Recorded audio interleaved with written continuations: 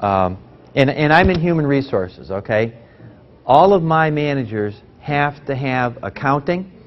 They have to be good decision makers. They have to know how to run the set of numbers. It's not just talking to people, even though in many cases that's a lot of what they do as a recruiter or something like that. So a basic that you need to get out of any particularly academic experience if you want to go into business is to know how to run numbers, because every business is run on a set of numbers. You don't necessarily need to be the accountant or the chief financial officer. You have to know that. So you have to know numbers, you have to know relationship skills.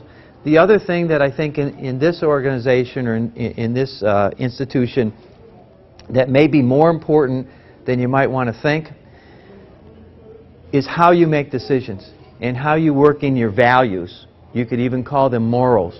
It's possibly not religion, but many of the largest failures of the American economy, as well as businesses within the economy, there are striking examples where it wasn't because the people on Wall Street, by the way, or at Lehman Brothers, where my son worked for a brief period of time. Lehman Brothers doesn't exist anymore, okay? Those people were very, very bright people. They had MBAs from Harvard and Yale and Duke and the Sorbonne, and some of them had PhDs. Their decisions were not lack of intellect. They were in most cases lack of ethical and moral judgment, where they took the companies, the shareholders, the clients out on a limb that they shouldn't have. They made bad moral and ethical judgments. And I don't mean a Bertie Madoff, who absolutely knew he was cheating and knew he was a criminal. These were people who simply made bad judgment because they probably lacked a strong moral fiber. Whether you base that on religion or something else, that's something a school like Houghton teaches better than most. You know, here, a Notre Dame, schools that typically still have a link to some religious foundation are some of the best. So given where the economy has been and why it has dropped into the abyss it was, and fortunately is coming out, you folks as candidates probably will be more sought after because you probably or hopefully will take advantage of a place like this to get more of a moral and ethical fiber to your decision making. Because the other management skill is decision making. However you learn it, whether you learn it from school, you learn it from a coach, you learn it from your grandmother. Somewhere along the line you have to learn how to make good decisions. Some of that can be learned in a classroom from learning a good decision model, from knowing how to run the numbers so you get good data. By the way, most people don't. By the way, the internet is not a source of data. The internet is like the telephone. When you go on the internet, you have to be careful where your information comes from. I occasionally teach every once in a while, and students will write papers and they'll say their source is the internet. The internet is just a communication device. It is not a source. Okay? So, and there's a lot of bad information on the internet. So when we look at all those and we jump down to hiring skills or what you need as skills, we don't know if you're going to be a manager. But if you show some skills right off the bat that you've had either training or experience in some of the skills I've mentioned, it would make you a good candidate for paychecks.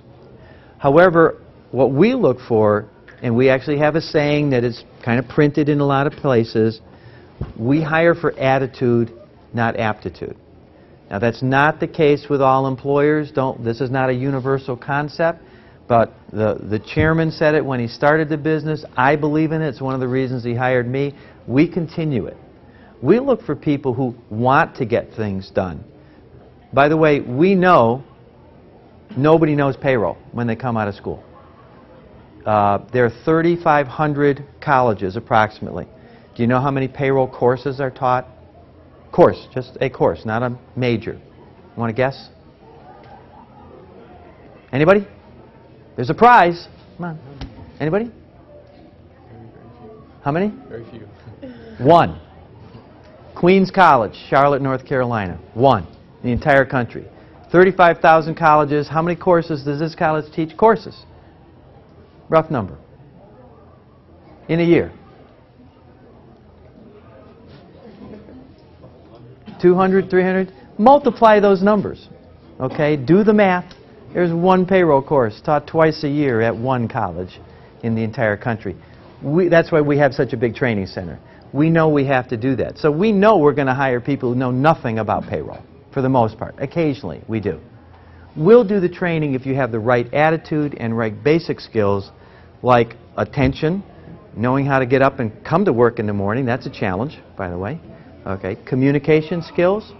And we also look for basic things like honesty and some other things.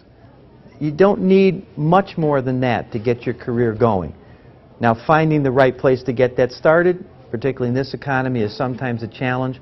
But you'll find that a lot of employers are like us in that regard.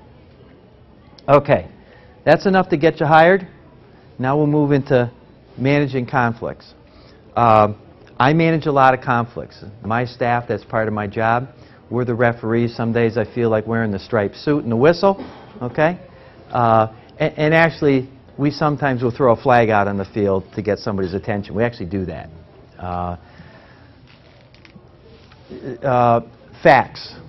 There's only two things about managing conflicts. If you're managing the conflict, whether you're the person in the conflict or like me, you're the referee or the investigator, facts and facts only. Okay? There's a lot of emotion around conflicts usually between people, whether you're boyfriend, girlfriend, husband, wife, worker, boss, whatever. You have to cool down the emotions and get to the facts, because that's really all that matters. Facts include being very specific about things like date, time, who said what to who. The people in my department who do this job, the employee relations people, we have a relationship with a couple of police organizations. They actually get trained in investigation techniques by detectives. We have chain of evidence controls. So when you talk about managing those really deep or bad kinds of conflicts, we go to that depth in our organization. It isn't just some people are good at this kind of job, you try to pick those kind of people. But if we have to manage it as the neutral, we go to that depth to find out the facts, the timing, who said what to whom, and we make judgments based on our policies. We aren't afraid to fire people. We aren't afraid to fire people who just lie or are onerous to other people. We do it actually with some regularity. By the way, that means our environment is one of the best, safest, healthiest to work in, because we get rid of the bad people. We don't let bad people be a drain on everybody else. So whether you're a worker who doesn't get a job done, you get a couple of warnings, you get opportunities to be trained, but if you ain't carrying the freight, you're gone. If you're a manager who is just mean or cruel or something like that, you could be as smart as anything, you're out. That's the way we run it. Not every organization does that. So that's how we manage conflict from a business sense. How you manage conflict if you're in a peer-to-peer kind of thing, I would suggest you might want to follow not only some of those rules, but if you've ever read the Covey book, 7 Habits, I actually went to the Covey school, but I only used 2 of the principles, and I would say there's good ones for conflict. One is seek first to understand, and the other one is build win-win. Always try to understand the other person's point of view, and then see how you can both win in any conflict resolution. So those would be our rules both as a company, and I would suggest those to you as a person.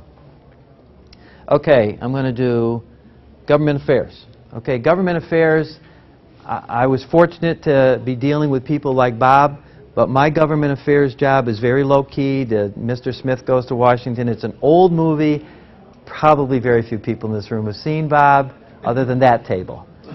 I'm sorry, has anybody else seen Mr. Smith? Oh, you?